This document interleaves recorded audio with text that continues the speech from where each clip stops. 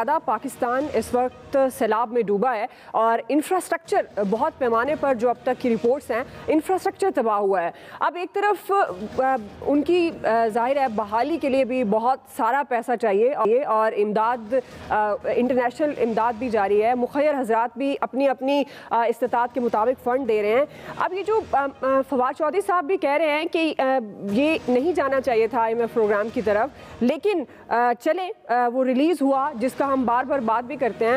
سوال یہ ہے کہ IMF پروگرام کی بحالی سیاسی استحکام کے بغیر آپ کے خیال میں معاشی بہتری کس طرح سے ممکن ہوگی؟ کیا آپ سمجھتے ہیں کہ گورنمنٹ سیاسی درجہ حرارت کم کرنے میں کامیاب ہو جائے گی؟ عامر صاحب. دعا بات یہ ہے کہ اس وقت سیاسی درجہ حرارت پہ بات کریں یا جس چیز پہ مرضی، سب نے اپنی اپنی لائن لینتھ لی ہوئی ہے اور اس کے اوپر فاسٹ بالنگ کرا رہے ہیں. اور جوش جذبات میں عمران خان صاحب نے جو جوڈیشل مجسٹریٹ کو کہا کہ میں تو ایگزیکٹو مجسٹریٹ سمجھا تھا 4 سال وزیر اعظم رہنے کے بعد بھی، تو اب انہوں نے کہا ہے کہ میں لفظ واپس لینے کو تیار ہوں. مطلب آپ لفظ بولتے ہوئے ملکوں کے ساتھ تعلقات پہ سوچتے ہوئے، کیونکہ ایک دفعہ انہوں نے کیبنٹ میٹنگ میں اس طرح جیسے میں کرسی موڑ رہا ہوں تو انہوں نے ایک بادشاہ کے بارے میں کہا اس کا تختہ نہیں الٹا جا سکتا، اور وہ رپورٹ ان کے کیبنٹ کے منسٹر نے کر دیا. تو وہ گلے پڑ گئی ساری پوزیشن کہ جی آپ کس ملک سے کس قسم کے تعلقات چاہتے ہیں، آپ کرنا کیا چاہتے ہیں، مطلب کس طرح سے لوگوں کو چلا رہے ہیں. آپ ان سے سمجھتے ہیں کہ وہ جو توقعات ہوتی ہیں کہ آپ چلا لیں گے. ابھی تو چودھری پرویز الہی دیکھیں اور مونس الہی ساتھ ساتھ چل رہے ہیں مسلسل. کل وہ وہاں پہ جہاں آرمی چیف بھی موجود تھے، وہ شاید چاہنے کے باوجود بھی وہاں نہیں جا سکے اس میٹنگ میں. اور کیا ہوگا، کیسے ہوگا، یہ ابھی آنے والے دنوں میں بہت سارے سوالات کے ہمیں جواب ملیں گے. ایک طرف معذرت ہوگی، فیصلے ہوں گے. اب جو IMF کے ساتھ ہوا ہے، وہ جو ہمارے بہت سارے تجزیہ نگار جو خواب بھی دیکھتے تھے اور وہ بتاتے تھے، پھر ان کی تسلی ہوئی کہ خواب آپ نے الٹے ہاتھ میں دیکھا یا سیدھے ہاتھ میں دیکھا.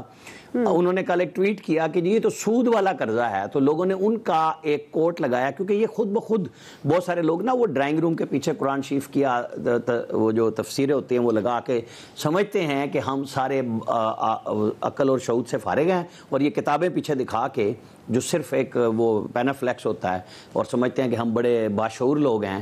وہ اس وقت جب PTI کے دور میں 19 میں جو معاہدہ ہوا تھا تو انہوں نے کہا کہ جناب یہ تو سودی ہوتا ہی نہیں ہے. ورلڈ بینک اور IMF تو صرف سروس چارج لیتے ہیں. یعنی کمال ہے نا کہ آپ نے توجیہ ترجیح مرضی سے اسلام کی بھی بنا دی ہے. تو یہ سارا یوں ہی چلے گا اگر آپ درجہ حرارت کی بات پہ جاتے ہیں، کیونکہ یہاں تو سب نے اپنی اپنی تصانیف بنا لی ہیں، اپنے اپنے ترجمے اور تشریح بنا لی ہے. ہاں بات ٹھیک ہے کہ اس وقت جیسے میں نے کل بھی کہا کہ اسد عمر نہیں لے سکے تھے ایک معاہدہ، اور IMF کو معاہدہ کرنا پڑا کہ حفیظ شیخ اور باقر کو بلا کے اسٹیٹ بینک میں لگا کے IMF سے معاہدہ کیا. پھر شوکت ترین نے وہ معاہدہ کیا جس کو آپ یہ سمجھیں کہ ہم کئی مہینوں کے بعد وہاں کھڑے ہوئے ہیں جہاں آج ہم شاید کچھ بہتر ہوتے اگر اس معاہدے پہ چلتے. چونکہ نہیں چلے، یہ ایک عارضی سا فیز ہے کہ سٹاک ایکسچینج اچھی ہوئی ہے، بری ہوئی ہے، ڈالر جو ہے وہ ڈاؤن ہوا ہے. اگر ہم کوئی فردر اپنے اندر استحکام نہ لا سکیں، آرمی چیف کو بھی گفتگو کرنی پڑ رہی ہے، مسلسل بتانا پڑ رہا ہے. اور آج عمران خان صاحب نے اچھا کیا ہے کہ تھوڑا سا پیچھے آئے ہیں، لیکن وہ پتہ چلے گا کہ بینچ 5 رکنی کیا فیصلے کرتا ہے. کل بھی ان کی تقریر پہ پابندی ختم ہوئی تھی. کیا ہوا اس پابندی کا؟ جب آپ نیشنل سیکیورٹی کے معاملات پہ اپنی زبان پہ کنٹرول نہیں کریں گے، آپ جب اداروں کو تضییق کا نشانہ بنائیں گے تو آپ کو اسی طرح سامنا کرنے کے لیے بھی تیار رہنا چاہیے. کہ پھر یہ جو میڈیا ہے یہ بھی تو پاکستان کا میڈیا ہے نا، یہ کہیں کسی سے پیسے لے کے تو نہیں کام کر رہا کہ آپ سمجھیں کہ جو آپ کے ساتھ ہے وہ ٹھیک ہے اور باقی سب پیسے لیتے ہیں. ایسا نہیں ہوتا. آپ کو آنا پڑے گا ٹیبل پہ، آج نہیں تو کہیں نہ کہیں آپ کو بیٹھنا پڑے گا. بالکل صحیح.